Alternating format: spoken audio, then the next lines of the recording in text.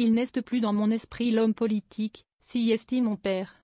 Dans un entretien accordé au JDD publié ce dimanche 12 janvier, Marine Le Pen a réagi à la mort du fondateur du Front National à l'âge de 96 ans.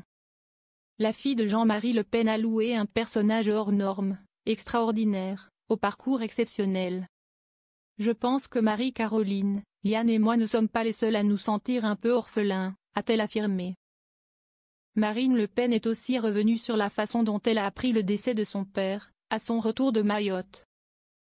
Alors en escale à Nairobi, tandis que les journalistes évoquaient son décès, la tête de file des députés RN à l'Assemblée nationale aurait appelé sa sœur. Si est-il qui me l'a appris, a-t-elle raconté. Selon elle, les rassemblements festifs qui ont suivi la mort de son père sont le symptôme d'un ensauvagement. Quand on ne respecte pas la vie, comme le font les délinquants, on ne respecte pas non plus la mort. Marine Le Pen a aussi considéré la déclaration d'Emmanuel Macron à la mort de son père comme ambiguë. Jean-Marie Le Pen était une figure historique de l'extrême droite dont le rôle dans la vie publique de notre pays pendant près de 70 ans, relève désormais du jugement de l'histoire, avait déclaré l'Élysée.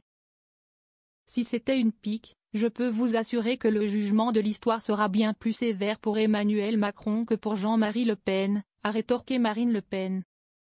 Marine Le Pen s'est également exprimée à propos de la situation à Mayotte, dévastée il y a quelques semaines par le cyclone Chido.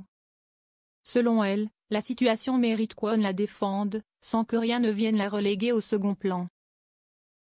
Déplorant une approche purement officielle de la part du gouvernement de François Bayrou et d'Emmanuel Macron lors de leur venue sur l'archipel. La tête de file des députés RN, qui s'est aussi rendue sur place, a mentionné une situation catastrophique. Pour elle, la réalité du terrain est sans appel, elle ne correspond en rien au discours officiel.